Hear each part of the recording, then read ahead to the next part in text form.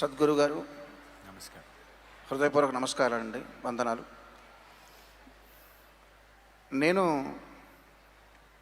మీతో తెలుగులో మాట్లాడిద్దాం అనుకుంటున్నాను ఇప్పుడు కొంతసేపు. హైదరాబాద్ వచ్చారు మీరు, చక్కగా 2 వాక్యాలు మీరు తెలుగులో మాట్లాడి మమ్మల్ని ఆశీర్వదిస్తే నేను చాలా సంతోషిస్తాను.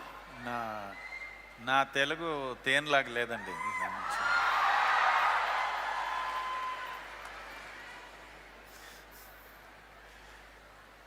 ఇప్పటివరకు ఈ నదుల గురించి మనం ఎంతో ఆవేదనని మనం షేర్ చేసుకుని చాలా బరువెక్కిన హృదయాలతో ఉన్నామండి.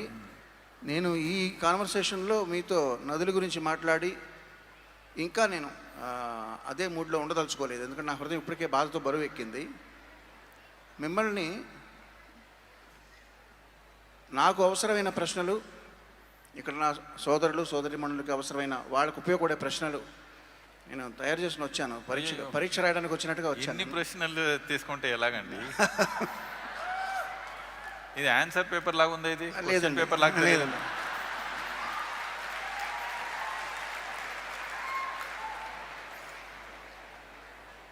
అది పేజీలు చూస్తే ఆన్సర్ పేపర్ లాగా తెలుస్తుంది నాకు. Question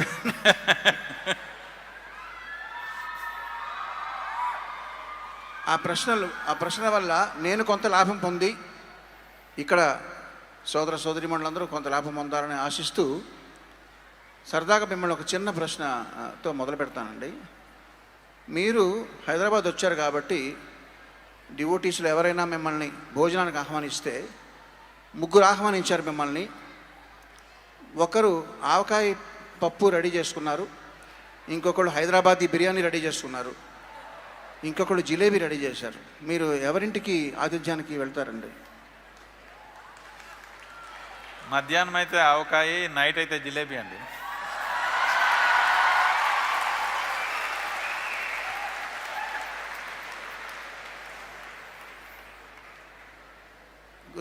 Sadhguruji, shall I continue in English?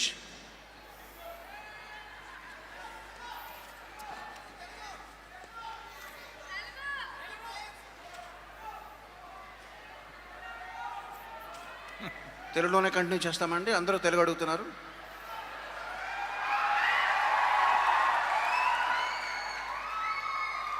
Sadhguruji, ముందర నాకు ఒక మానసిక సంఘర్షణ ఉందండి మనసులో ఎప్పటి నుంచో. ఆ విషయంలో మీ నాకు సలహా కావాలి. నేను కొన్ని సంవత్సరాల క్రితం ఇంట్లో కూర్చున్నప్పుడు గోడ మీద బల్లి కనబడుతుందండి. ఆ బల్లి ఎదురుగుండా ఒక చిన్న పురుగు ఉంటుంది. దాన్ని నేను కాన్సన్ట్రేట్ చేసి చూసినప్పుడు అది అటెన్షన్ నాకు వచ్చినప్పుడు ఆ పురుగుని అది తినడానికి సంసిద్ధం అవుతుందని నాకు అర్థమవుతూ ఉంటుంది. నేను తొందరగా వెళ్ళి దాన్ని తరిమేస్తాను పురుగుని, so that lizard is not getting it.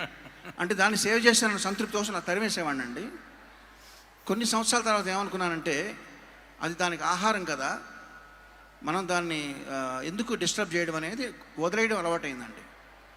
ఇప్పుడేంటంటే ఎప్పుడు ఆ సందర్భం ఎదురైనా సరే అది వదిలేయాలా దాన్ని తెరమేయాలా అనే సంఘర్షణతో నిత్యం నాకు అది ఉండే ప్రాబ్లం అండి. అది దానికి మీ ఒక ఓటు నాకు కావాలి. ఏం చేయాలి ఆ సందర్భంలో? నేను దాన్ని తెరమేయాలా, దాన్ని వదిలేయాలా? అట్లాగా.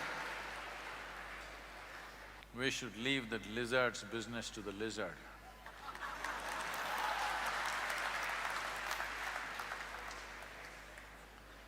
Because the very nature of life is such that one life consumes another life.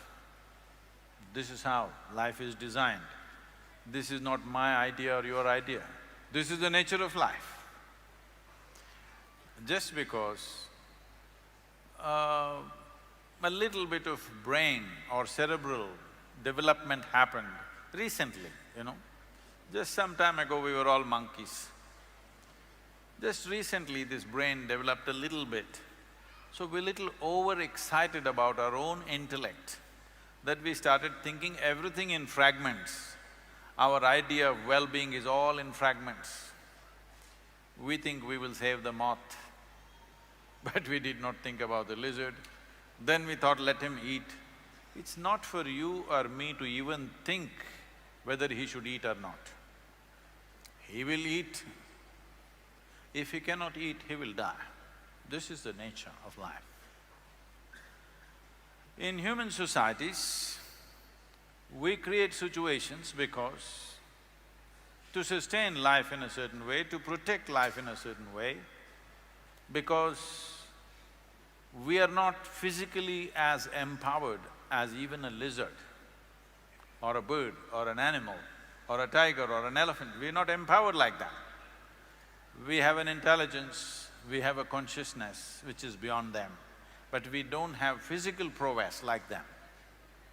So, human societies need to be cultured where both the strong and the weak can exist. But nature is not made like this, only the strong survive, the weak must go. But this is not even about strong and weak, what you're talking about. This is the natural cycle of life. And if we interfere with that, it is because we have wrong ideas of life. We have a set of moralities which are not life, which doesn't fit into life, which doesn't nourish life. If you have a morality or an ethic which does not support life, I think unknowingly you are becoming death-oriented. So you will see this happening to people who have taken on to big moral values and ethics. They can't even smile for nuts. If they smile, their face will crack up because they have created an unnatural sense of life within themselves. All this problem is coming because of a kind of unnatural level of self-significance that human beings have assumed about themselves.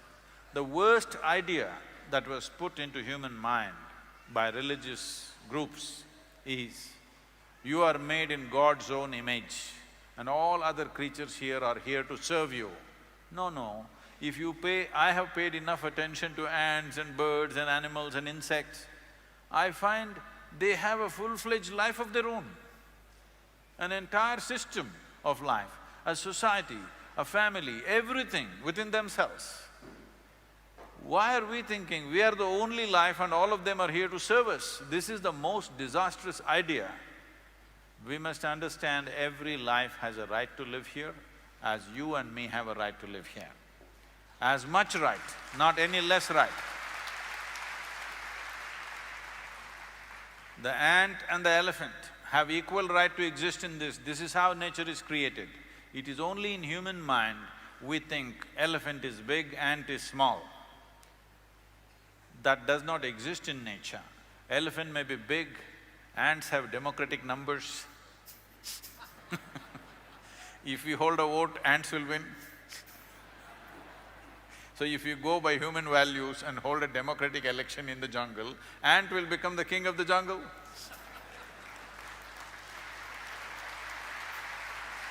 Next time I will leave lizard's business to itself, Sadhguruji. Sadhguruji, if the farmer is informed about the rains and other weather conditions in advance, maybe 2 days or be it 1 week or 1 month sometimes, he is being benefited in farming. Similarly, a fisherman is being benefited when he is informed about the cyclones or tsunamis to come in advance. They are forecasting and predicting. If this is right, why can't astrology be useful for mankind in many ways by giving information in advance by experts, not anybody, by proper astrologers, proper scholars and eminent astrologers. I saw a video of yourself somewhere condemning… where did you condemn… Condemned? Did I condemn anybody? No.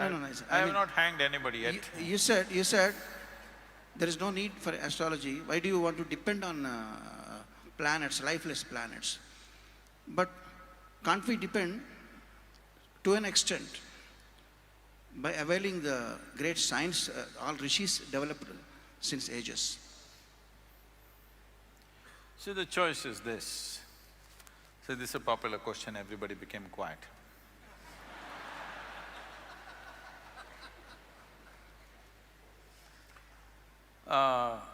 We must understand this.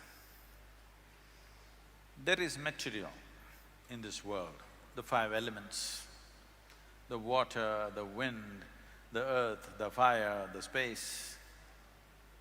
And there are products which have come out of these five elements. From a simple plant, the simplest plant life to animal life, to human beings. All these are the products of that. It is just that the products went on evolving. See, there was a time as civilizations grew, if you look for ancient civilizations, most of the time you look for pottery pieces, yes? Pieces of pottery. What pottery means is, you dug the earth and made pot out of it. You made this kind of pot, you made this kind of pot, you made that kind of pot, whatever kind of pot. That is the best they could do 1,000, 2,000 years ago or 5,000 years ago or whatever number. Today, you are digging the same earth and make a computer out of it. Same earth or no? The same soil with which you made a pot, today you are building a spacecraft, isn't it? So this is what life has also done. With the same soil, with the same elements, with which it created an amoeba, today it has made a Keeravani. All right? So, can you treat a pot and a computer the same way? We cannot… No. If I keep a pot here, we know pot will stay only here. If you don't handle it right, it'll break, otherwise it'll stay here, all right? But Yes, Guruji. today you can make a computer which will walk, which will talk, which will go all over the place. But it goes to a program. But now what a human being means is, we have evolved a consciousness. That means we can go beyond the natural tendencies of the materials with which we are made. That's what it means. We can go beyond whatever directions the wind is maybe blowing this way. There was a time if wind blows this way, all the ships went that way. Today, it doesn't matter which way the wind is blowing, they will go where they want to go, isn't it so? So, this is because of human consciousness, human ability and human will to do what? So similarly, all of you have a horoscope? All of you have a horoscope? Just one or many versions, come on, eh? Those of you married, I'm sure you have at least two.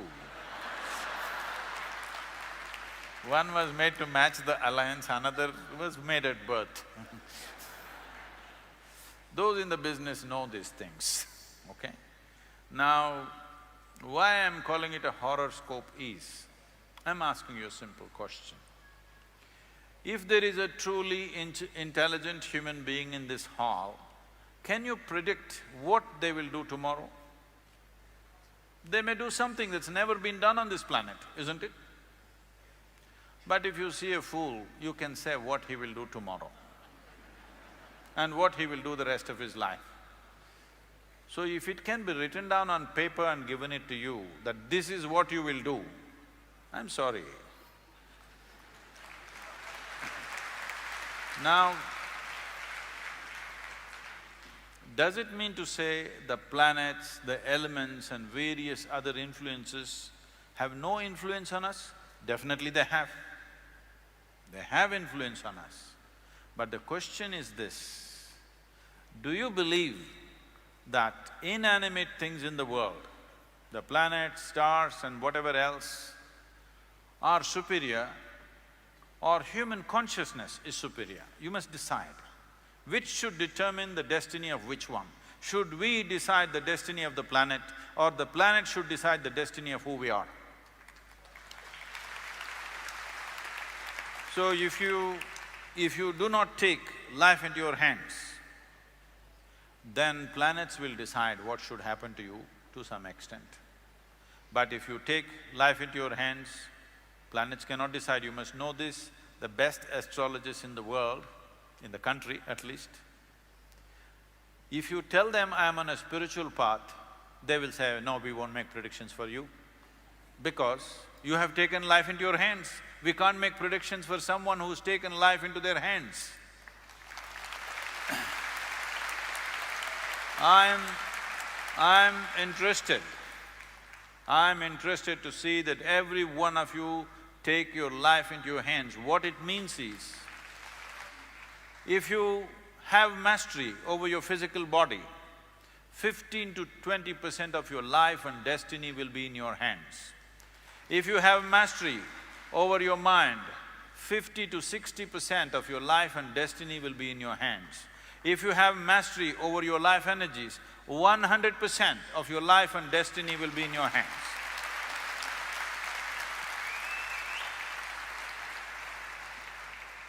Sadhguruji, I totally agree with you and satisfied, but still disagree with you in a way.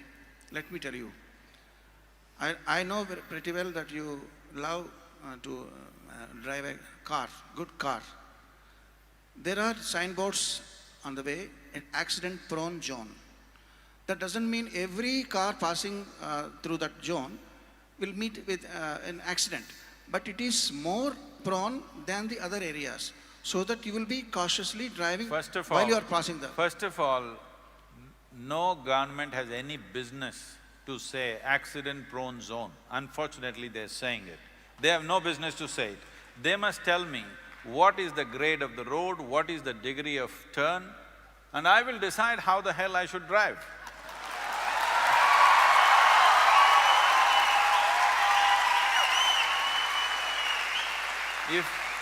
If there are any surprises on the road,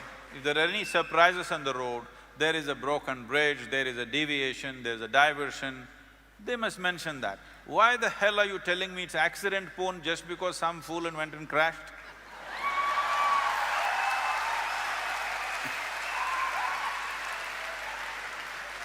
See, there are many people who will buy a car, new car, before they bring it out of the showroom, they will take a coconut and break it on the car and create a dent on the car and then drive it, because they're shit scared of driving.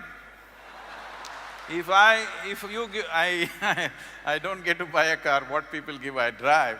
Otherwise, if I buy, I will swing it out of the showroom on the first day. I won't sit and do puja in front of the car because I know how to drive.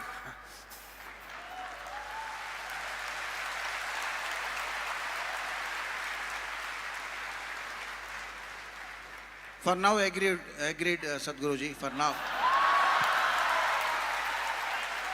I wish I will have one more conversation with you somewhere else on the same subject.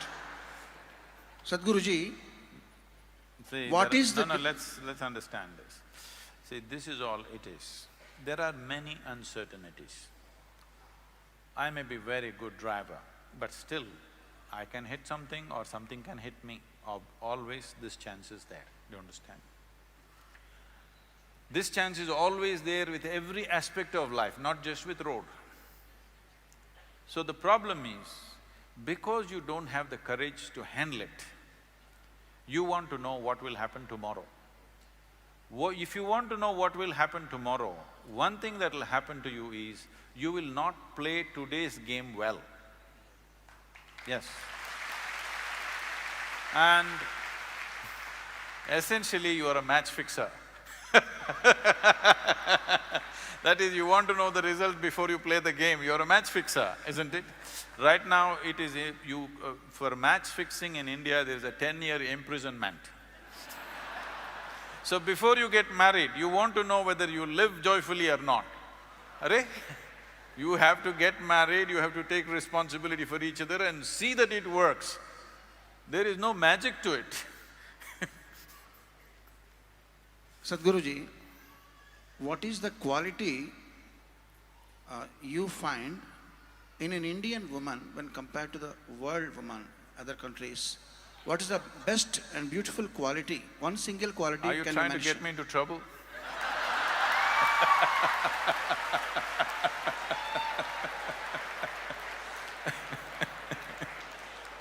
How she is different and how she is greater than when compared to the other women all over the world.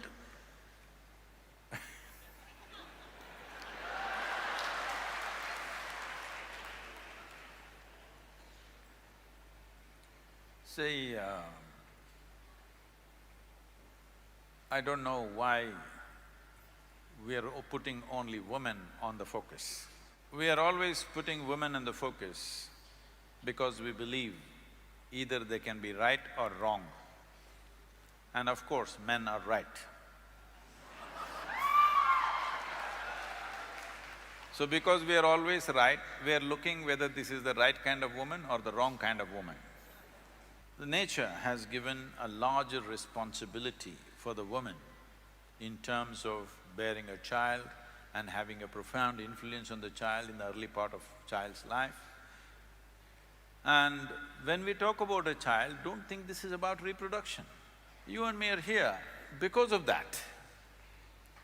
So, our very existence began in a woman's body. That is, if you're normal birth, I am normal birth. If you're normal birth, our life began in a woman's body. And today, the simple biological factors of being male or female, we are exaggerating it too much. I'm saying, when you're walking on the street, why should you be bothered whether somebody is a woman or a man? Why are you bothered what is in somebody's pants? It's not your business.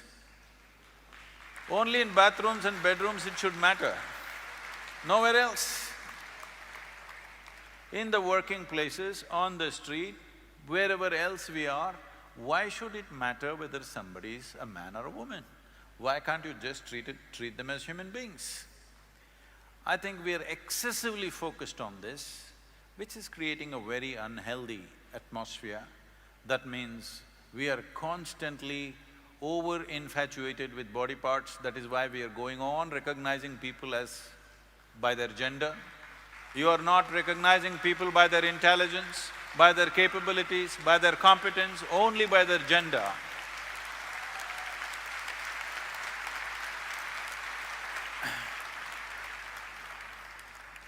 But it is not a fair way of looking at the world. For certain aspects of our life, gender is important. But for rest of the life, how much brains you got is important, how much capable you are is more important. Gender is only valid in certain relationships. In rest of the relationships, gender shouldn't even come into the picture. Only then there will be equality. There is no need there is no need to go on talking about women's rights. We must say human rights and women are part of it, that's all. So, about the Indian woman, should I still talk?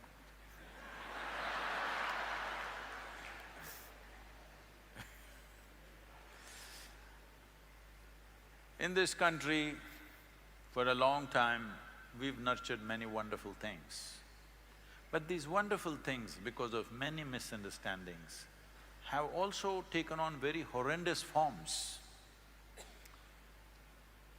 When I say it's taken on horrendous forms, many simple things which were done for the protection of the woman, for the well-being of the woman, have become discriminatory over a period of times and taken on very horrendous forms of exploitation.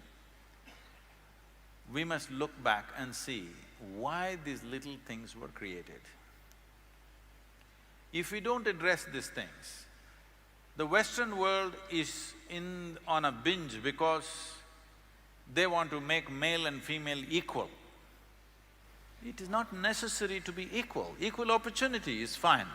It is not necessary to expect a woman to do the same things that a man is doing. Then what is the point of the gender differentiation that nature has made? It's important, the feminine in the world is as important as the masculine in the world. But today, in the name of equality, women are coming to a place where they are beginning to act like men because they know that's the only way they can succeed in the world. The only way they can succeed is they have to act like men. You see even women doing like this these days.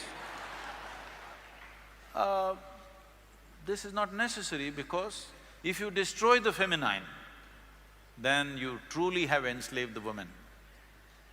If you do not value the feminine in the world, all the gentleness will go away, you will have a marketplace at home also. Your marriage also will be a marketplace. It's already happening big time. Before people marry, they are making an agreement. When we break, who will get what in this house? Yes, prenuptial agreements are being made. Before we get married, already an agreement, if we break, my bank balance is mine, yours is yours. How can two people live like this? But here, still we have the joy of two people becoming one and enjoying that. Maybe after some time you will fight, but still, at least you have the joy of weaving two lives into one. When you go at it like this suspiciously in the name of equality, you will never know the joy of knowing each other, mingling with each other, being one with each other. Nothing will happen. Home will become a marketplace. This is because of wrong ideas of equality. Equality you should not even talk about. We should talk about responsibility for each other.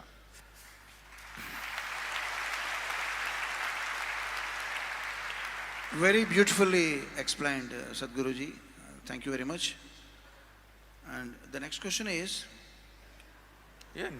నేనేంటండి answer copy చేసేవాళ్ళు చూశాను, ఇదేం క్వశ్చన్లే copy చేస్తున్నారండి? These are not copied questions, Guruji, these are mine only. Copy చేసేవాళ్ళు అలాగే వాళ్ళే రాసుకొని వస్తారండి.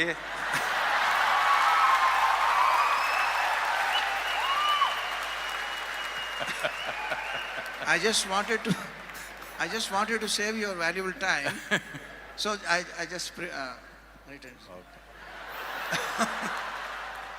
Guruji, Ayurvedic science, medicine will identify the three major properties of the human body, sattva, rajas and tama, which is not recognized by the allopathy science. So my question is, when you recognize these three qualities in a body, human body, and differentiate accordingly, how different and how different it will be for a tamasic food consumer, be it non-vegetarian or masala, whatever. In general, a tamasic food consumer, how difficult for him to cope up with the other people in doing like spiritual practices like yoga and other meditation and all. Will it make any difference for the tamasic food consumer and sattvic food consumer? I'm putting it that way. When we say tamas, rajas and sattva, what it means is those kind of food substances which create lethargy in the system, dullness, increases sleep. Sleep means death. You are dead for 8 hours a day or 10 hours a day, whatever, or 1/3 of your life you're anyway dead. Rajas means you are active in the world. Activity without the necessary awareness, after some time you will get frustrated with activity because suddenly one day when you stop and look, you don't know why you're doing what you're doing. Tamas means you're conscious. It brings consciousness. This is not just in food, this is in us. We are also recognizing foods which support this, that's all. It is not that food will cause these qualities in you. You have these qualities, some foods support that, some foods don't support that, that's about it. Food is not a deciding factor. You can eat garbage and still be a Buddha. But why eat something which doesn't support you and go against it? See, it is like you bought a diesel car and you put kerosene in it. You buy a petrol car and you put diesel in it. It will still go, but it will not function at its optimum. So we should see what kind of food are we designed for. If you look at this fundamentally, there are various aspects which will tell you certain stories about what you should eat. Now, it is not only about human beings, it is about the individual human being. Right now, what is the nature of your quality, accordingly you should eat. If you leave it to your senses know what to eat, how much to eat, how much of what to eat. But because too much education, sense is gone. Everything is by information. What to eat, they will Google and see. If you… initially you said if a farmer can be told about meteorological predictions, if a fisherman can be told about meteorological predictions, how things will happen. I want you to understand, even now, the best fishermen in the world never look at the meteorological predictions. I've been on fishing boats with some people off the African coast and Mediterranean coast. They put their nose up in the air and he says, in 2 hours there'll be a storm, we need to go back. Okay, he never looks at the thing. Because every other creature knows there is going to be a storm. If you observe the fish, they're all behaving… when tsunami happened in southern India, we were the first people to be there. In less than 24 hours, we were there with medical vans and I was personally there. What I noticed was, there were lots of dead bodies, human dead bodies. Cattle which were tied down, they had died. None of the loose cattle had died. Even the donkeys did not die. Even the fish, not a single dead fish on the beach. All of them knew it's coming. Only human beings did not know it's coming. Not only that, in Andamans, we have a Air Force station, they have the best meteorological stuff. They did not know it's coming and the entire Air Force base got really washed up. Why I'm telling this to you is because when we say we are the most evolved life on this planet, what it means is, we have the most complex and sophisticated neurological system. If we have the most complex and sophisticated neurological system, we must be able to sense more things than anybody can sense, isn't it? No, don't clap, you're not sensing anything. But now, because of a little cerebral activity, our thought and emotion has overtaken us in such a way, what you think and feel has become paramount. Your psychological drama has become bigger than the cosmic drama.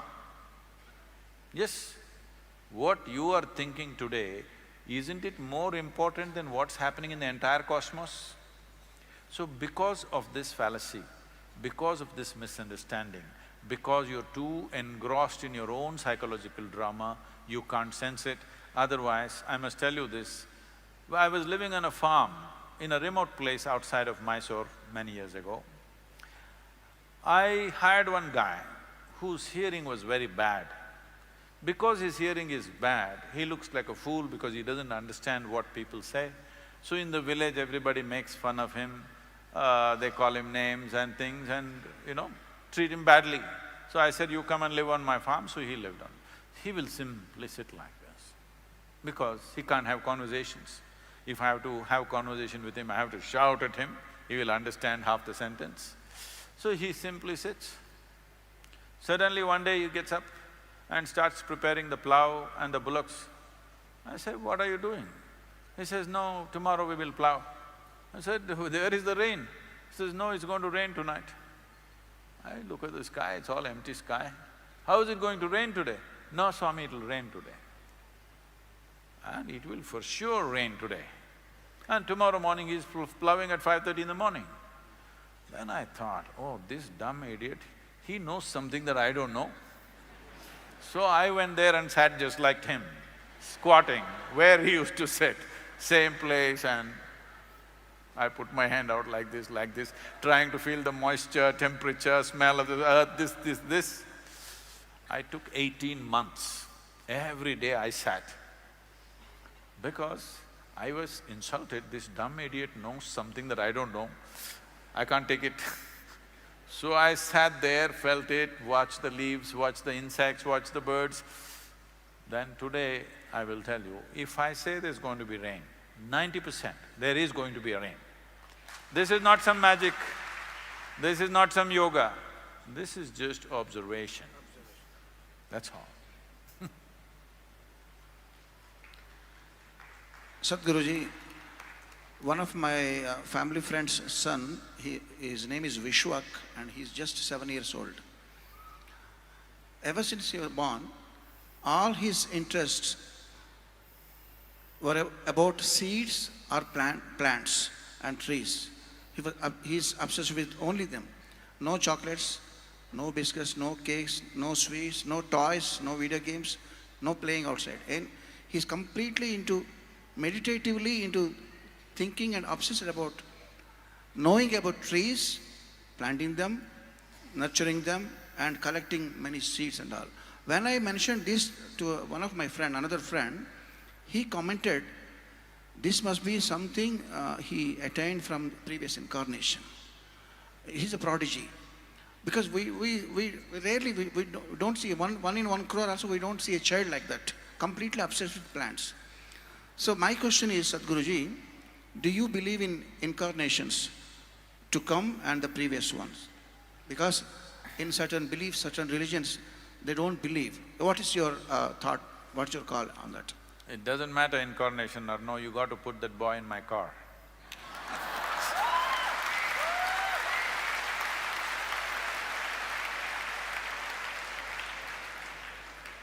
Because very few lives have that much sense as to how life happens. Others never paid attention to anything. There is need for so much entertainment in the world simply because people have no attention for life. If you pay attention to life, you will see it'll engage you in such a way, there is no time for any entertainment.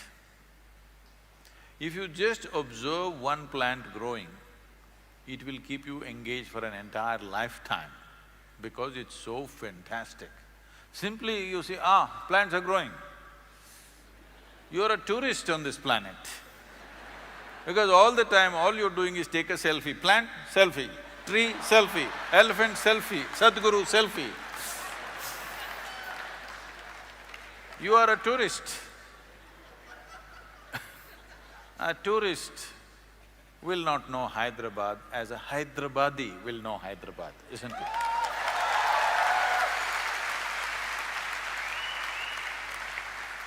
So you must decide whether on this planet you are a tourist or you are a life that's born out of it, carries the earth within you, lives it and dies into it. So, one boy, after of many millions that are born every day, one boy, put him in my car. He got your blessings, Sadhguruji. Wherever he is now, he is very lucky to have your blessings. And speaking with you, I just realized one thing, that I forgot that I am a singer. Please sing, sir. I'm recollecting, when you are talking about selfie, I'm recollecting one of the most popular Tamil song.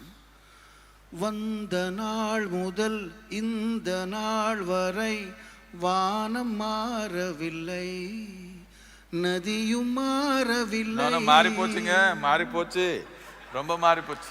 Manidan maarivittan. Because of the man's evil intentions, selfish intentions, it happens that. The song, it says, man's nature. But my question, Sadhguruji, you're talking about selfies. Wherever you go, you're lost in, you're obsessed with selfish and you're self-obsessed. So this self-obsession, in what kind, 100 years back, would have been in mankind? Because there were no cell phones and there were no selfies. But the nature, this self-obsession nature should have been there, definitely. It's a hypothetical question.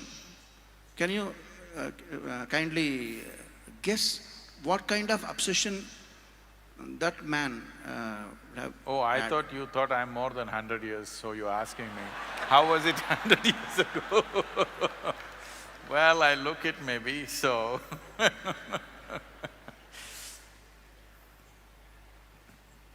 see, people have always been the same.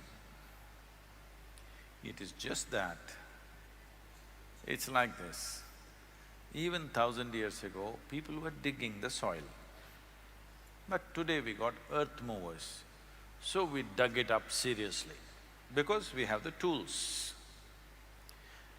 Even then, they've been trying to divert little bit of river water to their land with their pickaxe. Today, we are doing with big machines, so it looks like a disaster. Even then, they were self-obsessed. They decorated themselves, they tattooed themselves, they did all kinds of things to themselves. Now, you have technological tools, so it looks very enlarged.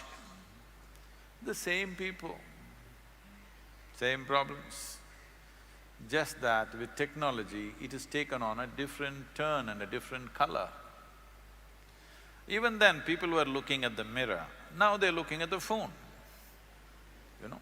When there was no mirror, people were shining their brass plate and looking at the brass plate, how they're looking.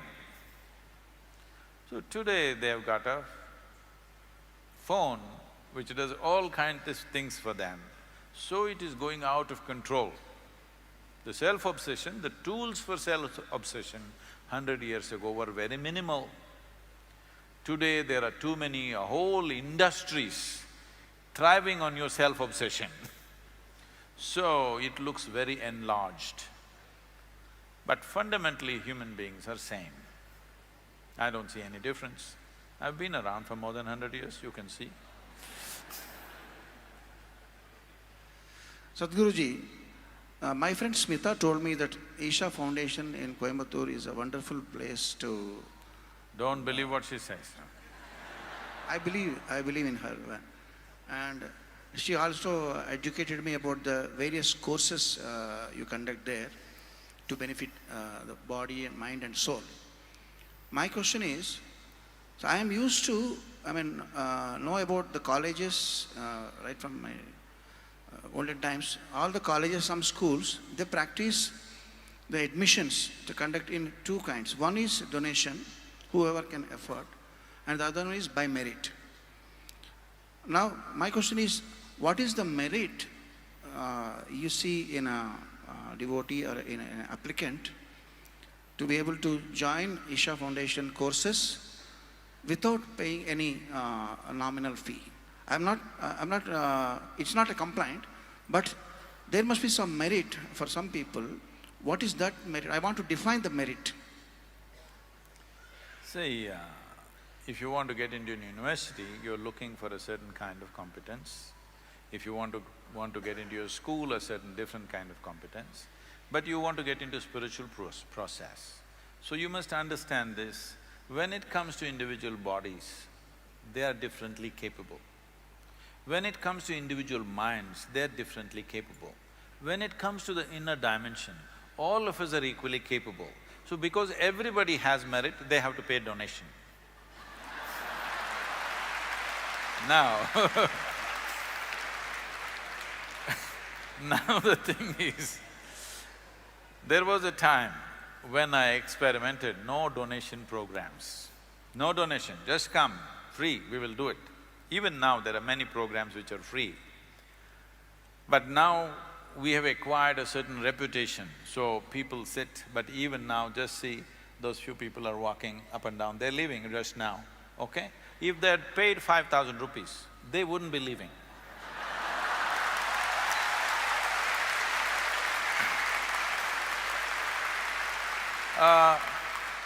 This is just a gossip session between you and me, so it's okay, they can go halfway through the gossip, no problem. But when I want to deliver a spiritual process, it costs my life. If I don't throw out my energy, it's not going to happen. With words, it's not going to happen. Ask people who have been through the programs, they get blown away. They're not getting blown away by nothing. Because it costs life. You have to throw your life into it. I don't want to throw my life at irresponsible people. And I've seen, unfortunately, it's still true for most human beings. If they say, I'm going to come for this program for 3 days, their word unfortunately is not good enough. In between, if they get a message, Sadhguru, I need to go, they'll say. So make them pay 15,000 rupees. They don't go. There must be a cost, there must be a… Yes. So all our initial programs, first 2 levels of programs, they must pay. But the 3rd level of program, all the advanced programs, there are no fees. By then they have matured, then they're trustworthy. Once they say they will be there, they will be there. So, after the 2nd level of program, none of the programs have any fee.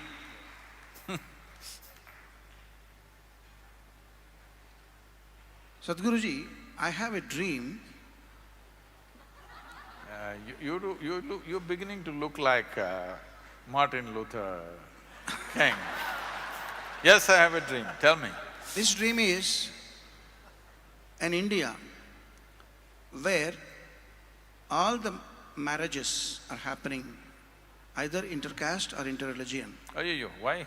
Mandatorily, so that after 1 generation or 2 generations, people will get confused or totally forget and totally leave it off to be able to know a person's caste. Because unfortunately, an XYZ is a sportsman or sportswoman, gets a medal from an Olympics or something. Immediately you go to Google and the maximum number of searches is XYZ which caste. Really? It's a fact, Guruji. I don't think so. It's a dire fact. The more number of searches will be for looking for the she or his caste.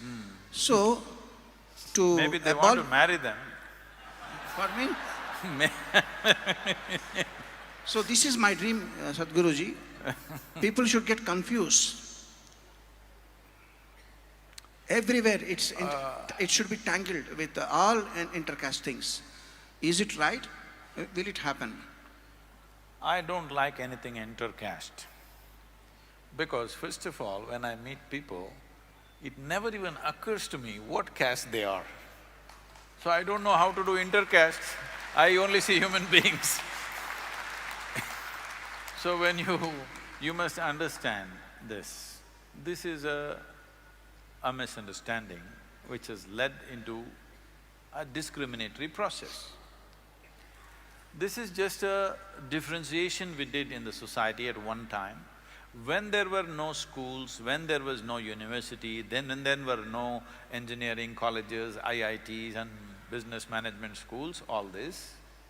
Now, if you are born in a blacksmith's house, the only school is your father and your uncle who are doing tonk, tonk, tonk every day, that's your school. That's where you learn your skill. So when you want to get married, suddenly if you marry a goldsmith's daughter, okay? She doesn't know what to cook for you, she doesn't know how to manage this house for you, she doesn't know how to give you firewood or coal or what you need. So they said, if you're a blacksmith, you marry only blacksmith's daughter because it will be supportive. But today you may be coming from a blacksmith caste, but you may become a doctor, you may become an engineer, you may become something else. So that process is not relevant anymore. At a one time to preserve the knowledge base, because that was the only training ground available. See, suppose you marry a princess and bring her to agricultural family, tomorrow morning she has to go with you and carry food for you, she will not. It'll not work for you. So they said, if you are in the farm, you must marry a farmer's daughter, you don't marry somebody else. But today, you are going all over the place and doing whatever you wish, accordingly they will marry. I don't think you need any mandatory laws. You just watch it in 25 years, it'll be very hard for you to figure out who is who.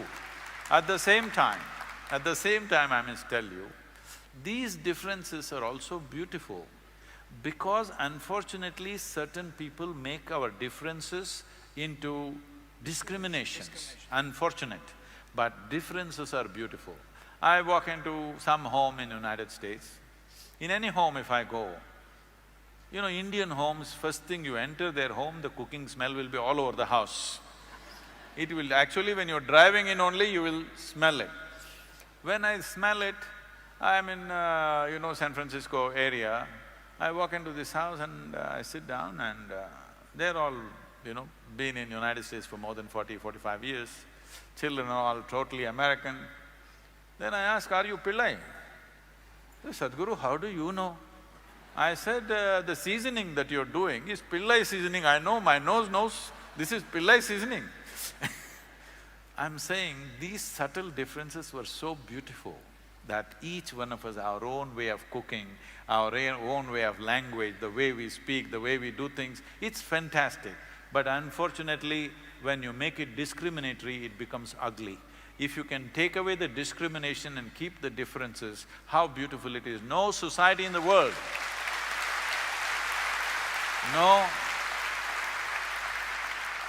no society in the world has these fine distinctions. People live on the same street for generations, but still this home will cook like this home will cook the other way. How beautiful it is.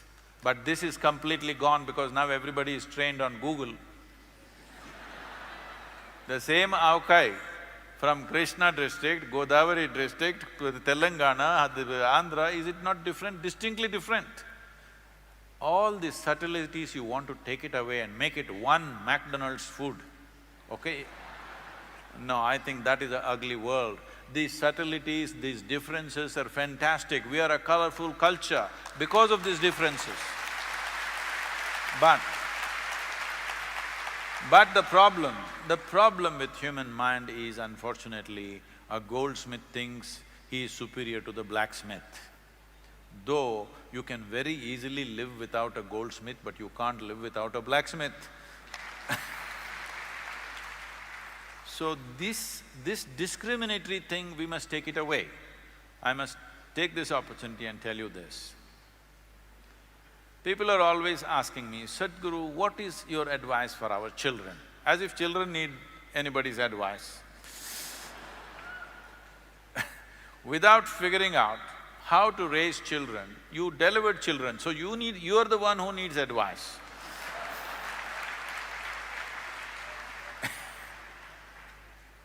So, when I was traveling in 90s and things, my daughter was a small infant, 3.5, 4 months, she was traveling with me alone in the car. My left hand on her and driving through, my right hand is always on the floor, so my right leg is always on the floor. So I drove like this, wherever I go, I hand her over to some family and they took care of her well. But there is a problem. Every adult is very eager to teach something to a child. The moment they see child, they get this itch, they want to teach something that's not worked in their life. Yes, because if it had worked, they should be more joyful and more exuberant than the child. It is obviously not worked, whatever they learnt. Maybe they learnt a few tricks of how to make money, how to survive in the world, but they learned nothing about life compared to the child. So I made one rule, nobody will teach her anything. No 1, 2, 3, no ABC, no Mary had a little lamb, because I don't care whether Mary had a lamb or not. So, one thing happened, because nobody taught her anything, she was all ears, all the time like this, looking at everything, because nobody tells her anything. By the time she's 18 months, she could speak 3 languages fluently. And I also made this rule that I never teach her anything.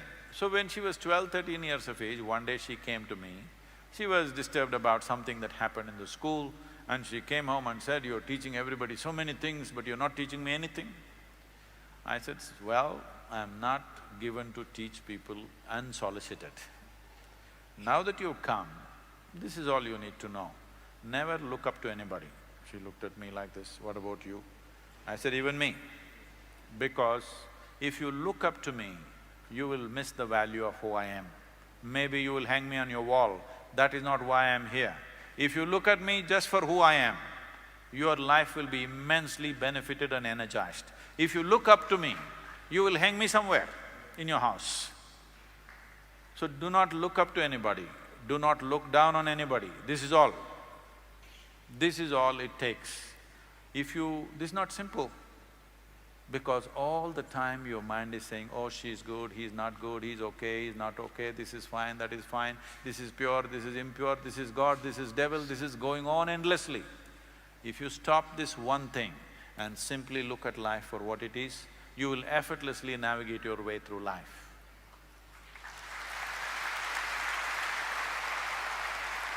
Very well said, Sadhguruji. Now, since it's time to take a few questions from our friends here, they are very enthusiastic, I had to sacrifice my question paper. Yes.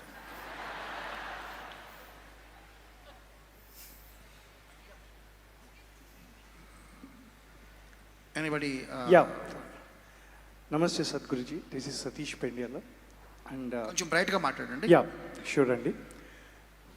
Dharma Sankat versus societal constraints. How to balance these two? What is that? Dharma Sankat? Dharma, emotions. Oh, dharma is emotion for you.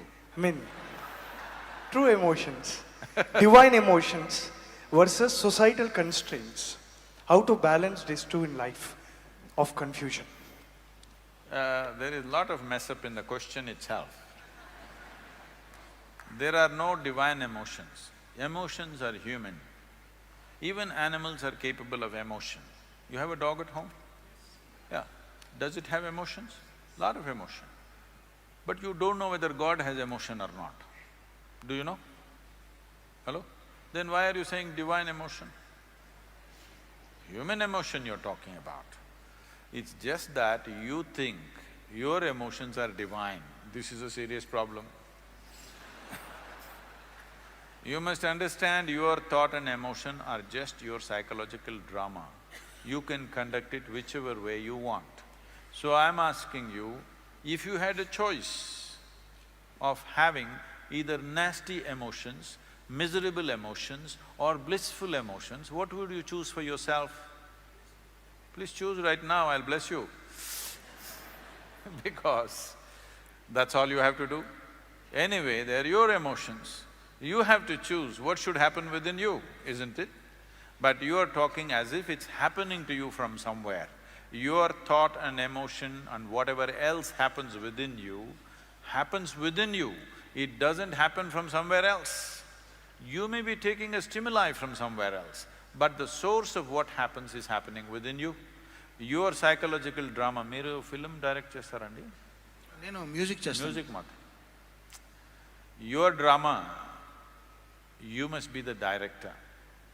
If you have a lousy drama going, it's because you're a lousy director, that's all. Yes, that's all it is. You think it's something else. No, you're just a lousy director. You just have to learn the art of directing your drama well. Em cheptaru?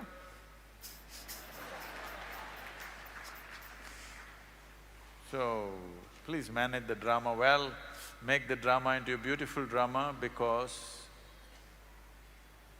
there is only one wealth in your life. Listen to me carefully. There is only one wealth in your life. Things that you wear, things that you stored up, this is not your wealth, this is just a headache. The only wealth that you have in your life is the profoundness of your experience of this life. How profound is it? Is it profound enough that every moment is overwhelmingly beautiful for you, or is it a lousy drama that's going on? If you have a lousy drama going in your head, don't blame your family, your God or your dog. It's just that you're a bad director. You just have to fix that. The next one. Namaskaram, Sadhguru. ఎవరు? ఎక్కడున్నారమ్మా? Okay. So we have solutions to revitalize the rivers, but what is the solution to remove the existing plastic wastage? There's a lot of it in India or anywhere. Yeah, so what are the solutions to remove that?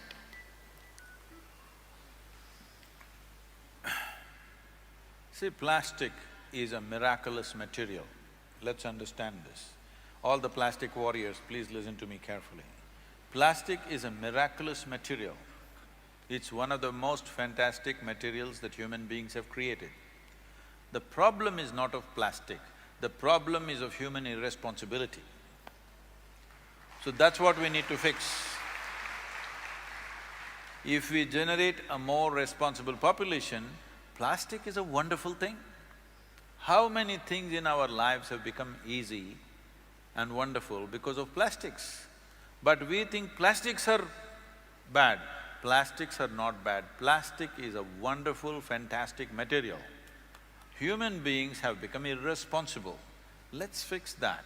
But the damage that's already done, please understand, all the damage that we have done in the form of pollution, it is not very difficult to fix. It just needs determined political action and responsible action from the citizens of this country and the world, which can be done. But the more serious problem is the depletion of resource. Depletion of soil and water is a far more serious problem and much more difficult to revitalize.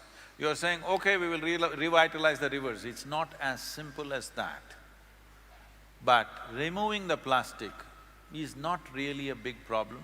If we have a project to remove that, first you get Hyderabad city responsible enough that they don't throw plastics all over the place.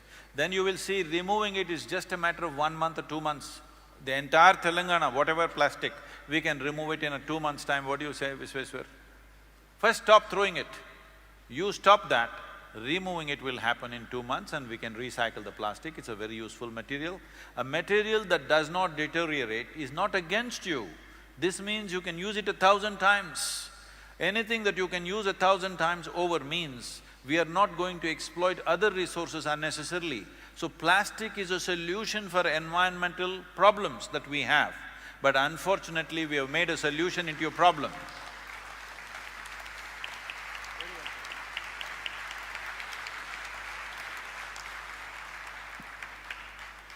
Namaste Guruji.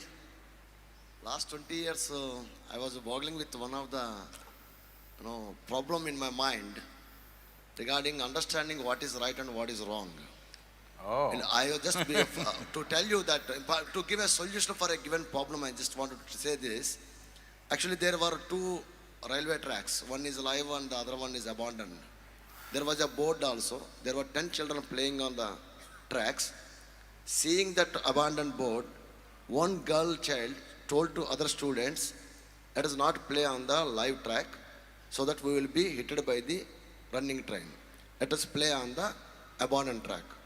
But nobody had, but this girl who has advised gone and playing on the abandoned track, all other 9 children were playing on the live track. There was a speeding train is approaching them. Now the driver has to decide which track he has to run the train. This was the question asked to me by 20 years back one of my friend. Today also, I really do not understand what answer I have to give it to him. Kindly, sir. Anyway, for your information, the driver cannot decide which track to go upon. It is the operator, the traffic manager who decides which track it will go on. Because it's not about… the train is not there for this one child or 9 children on the track. The train is made for those who are traveling in the train, the 1,000 people who are traveling in the train. Driver's responsibility is for them.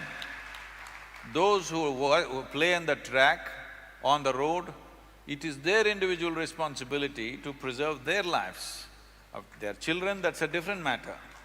I must tell you this. When I was training to get my license and even after that, when I fly helicopters in United States, I was flying with my instructor.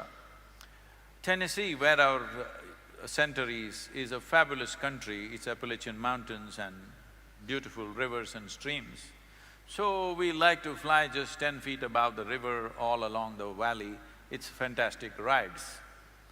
When we are doing this, I asked, suppose we crash into the river, what are the rules? He said, it's your problem. You want to crash into the river, you can crash into the river. But what are the rules? He said, the rules are just this. If you leave oil slicks in the water, they will charge your insurance or they will confiscate your property. But you want to kill yourself, it's up to you. Okay? If you crash a helicopter in United States on an abandoned piece of land, you don't harm anybody's property or person, then you don't even have to report. You understand? Only if you damage some property, they will come after you. If you just crash and damage your helicopter, it's up to you. I'm saying it is time that in India also, everybody is made to understand your life, your well-being is your responsibility. We think government has to take care of us. This has to go. It has to go. Every human being, every citizen should see that my life is my responsibility. Well, when a speeding train is coming, you want to run across the track and somebody else has to stop you. Why? You're testing your horoscope or what? A lot of people on the road, that's what I think they're testing their horoscope, because their horoscope they says they will live till 85. When a car or a bus is coming at full speed, they run across, they're testing it whether it's really true or not. But what you don't understand is the railway track and the road is built for the vehicles or the trains which go on it, not for you to walk on it. For walking, there must be another place. If there is no place, it's for you to demand from the government, there must be a walking place for me, that I don't have to walk on the road. Instead of that, you walk on the road and now you come up with these hypothetical, philosophical questions. There is no philosophy in this. If anybody plays on the railway track, the children, they may not know, but the parents who produce these children, they need to be arrested immediately. There must be. So because you can produce children and throw them on the streets, they're going on doing it endlessly. We've multiplied 4 times in 70 years. It is time that what you produce also is your responsibility. Once you have a child, it's a 20-year project. If you're not ready for it, don't have them. ఏమండి? Sadhguruji, చాలా కఠినంగా ఉందని చెప్పి లేదండి. But Sadhguruji, one thing I want to tell you, నా తెలుగు బాగుందా? with all the enlightenment you gave, with this wonderful experience. వాళ్ళు army వాళ్ళు ఎక్కడున్నారు, వస్తారా? ఎవరండి? ఆర్మీ వాళ్ళు మన వెనకలో ఉన్నారా? వచ్చారుగా? వచ్చారు. మీరు క్లోజ్ చేయాలండి. With this wonderful experience and whatever I gained from this wonderful conversation with you, Sadhguruji, I go home and try to compose more beautiful tunes so that next time you see my face, you remember me only by those tunes but not by a horoscope and anything else. I have not heard much of your music, Andy, but one music that you produced, that Jatadaraya, that one, we still use in many of our programs, and many people who have done the programs, they immensely enjoy that. So, thank you very I'm much. blessed, Guruji, Keep Sadhguruji. making good I'm honored. music. I'm honored. మీరు ఏదో పాడొచ్చు కదా, ఏదో ఒకటి పాడొచ్చు కదా పాట. Actually, I thought of making Sadhguruji sing my tune. Sadhguru, you want to… can you please sing my tune? You already mic. Whatever you like. I'm not a musician. I don't know any raga tala. నేను పాడేకి నాకు ఏ రాగమో ఏమి తెలియదండి, సిగ్గు లేదు నాకు, అందుకు పాడతాను. సద్గురుజీ, మీరు సిగ్గుపడరు. సిగ్గు లేదు, మీరు it is different meaning sir. మీరు సిగ్గుపడరు. ఏంటది? సిగ్గుపడరు.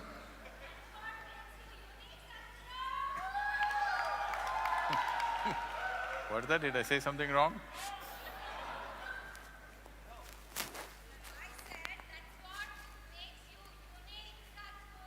Thank you.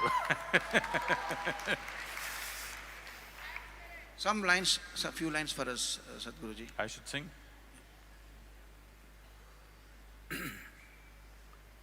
Oh.